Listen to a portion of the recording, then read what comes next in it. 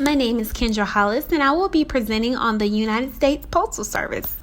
I chose to present on the United States Postal Service because I believe that it is a corporation that is vital to the United States of America. Not only is it historic, but it also provides vital communication between entities in America. It also provides patrons with vital needs, such as delivery of medicines and other everyday items that they may need.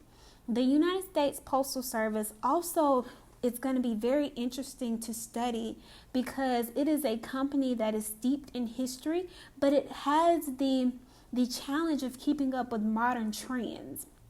And I think that for most corporations, especially the very large corporations that have been established, that's one thing that's very important. And a question that they continuously think about is, how can I remain authentic to what my corporation is about, but also advance in a way to serve patrons well?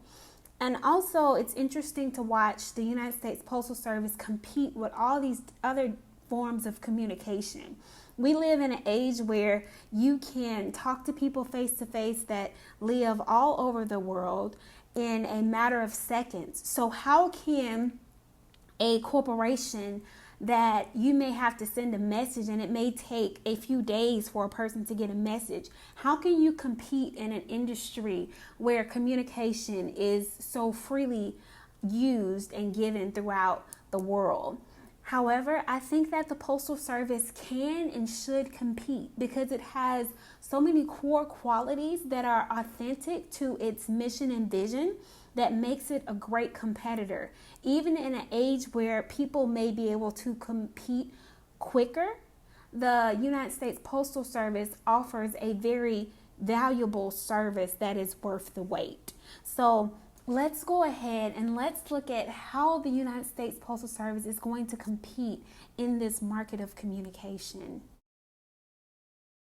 The United States Postal Service is a staple in American history.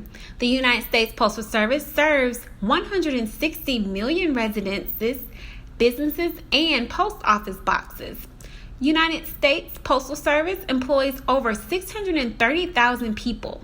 The United States Postal Service is not operated with any tax money, although it was established by the United States government.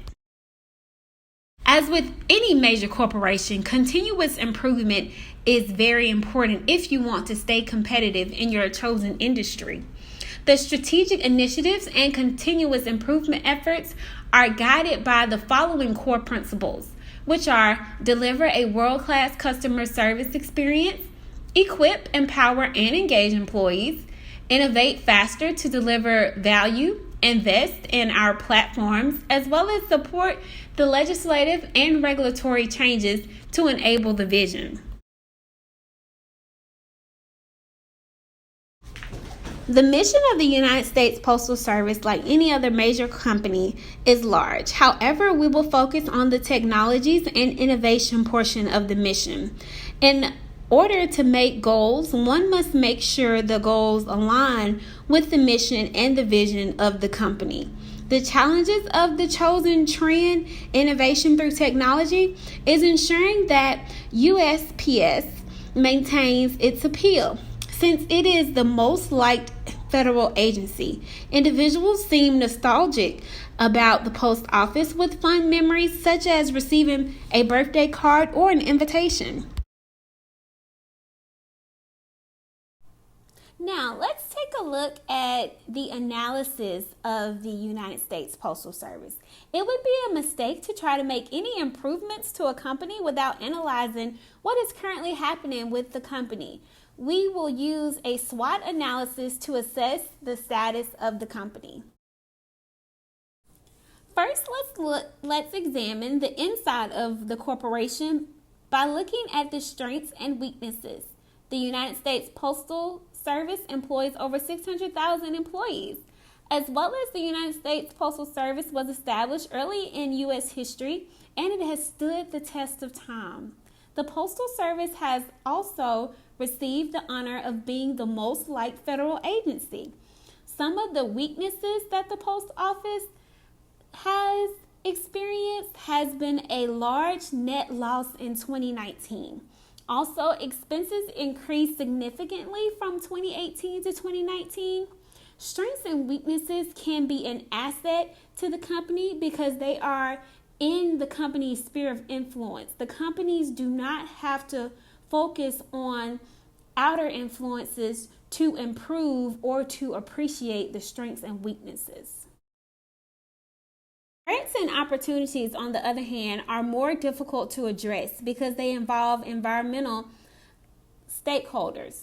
Opportunities that exist for the Postal Service are both in technology and partner based. The first opportunity that exists for the Postal Service is to use electric cars to deliver mail to address environmental needs.